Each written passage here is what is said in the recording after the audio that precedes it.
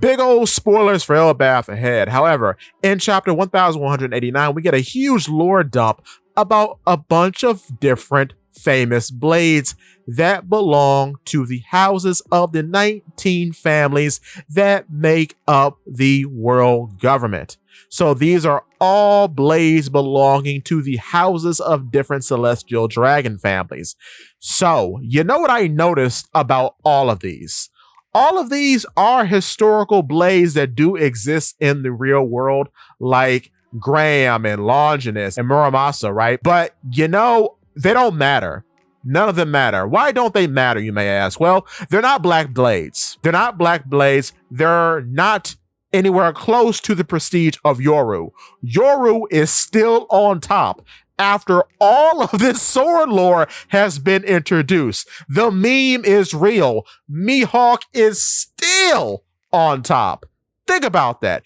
Even the weird energy blade that is Stigma. I don't know what's up with Stigma. I'm not even sure if it's a real sword, but based on what Summer says, it technically has to be. But still, that doesn't matter. That doesn't matter because Yoru though. And I'm not even joking. It's Yoru and his Shusui. And that's why a long time ago now, I had said that I do believe that Yoru is the equivalent of Excalibur in One Piece. I think that is the case, because it would make the most sense if that were true, because nothing else is coming close to the prestige that Yoru carries.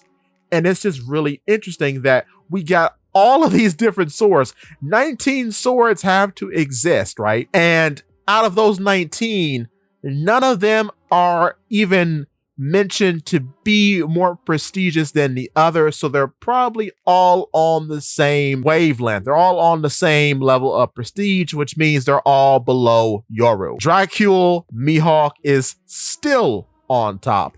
And it makes you wonder, I wonder if, and I've talked about this a bunch, I wonder if Dracul Mihawk made the blade black, or is the blade an heirloom of the Dracul family? Now, the Dracul family could still be related to the Nerona family. We don't know, but still, it's very interesting that after all of this has happened, a character from the East Blue that we meet in the Baratier arc is still, in fact, indeed, on top of the world of swordsmanship with the strongest black blade in the series. Now, with that being said, I do think that Shusui is probably the Japanese equivalent to Excalibur. And I talked about this before, but it could be Kusanagi no Katsurugi, perhaps. And I probably butchered that naming, but I think it would have to be that, because it's very peculiar that you have a sword that seems like a Western sword in a way with Yoru, even though it's curved, sort of, kind of. And then you have a Japanese katana in Shusui. That's obviously, well, yeah, it's obviously a katana.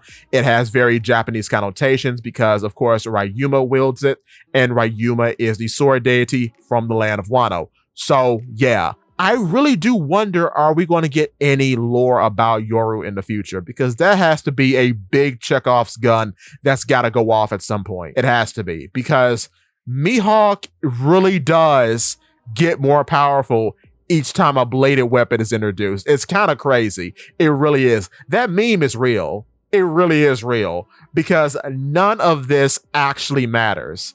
Also, bonus point, none of these weapons can cut Bucky. None of them can. And I would say Armin Hockey would like go through the chop fruit, but I don't know anymore because his reactions are just too quick. But anyway, that's neither here nor there. The point is that Mihawk is still on top even after all this lore has dropped, and I find that fascinating. But with that being said, if you are enjoying the video so far, click the like button. And if you want to see more from me, click the subscribe button, followed by that bell so you never miss a video.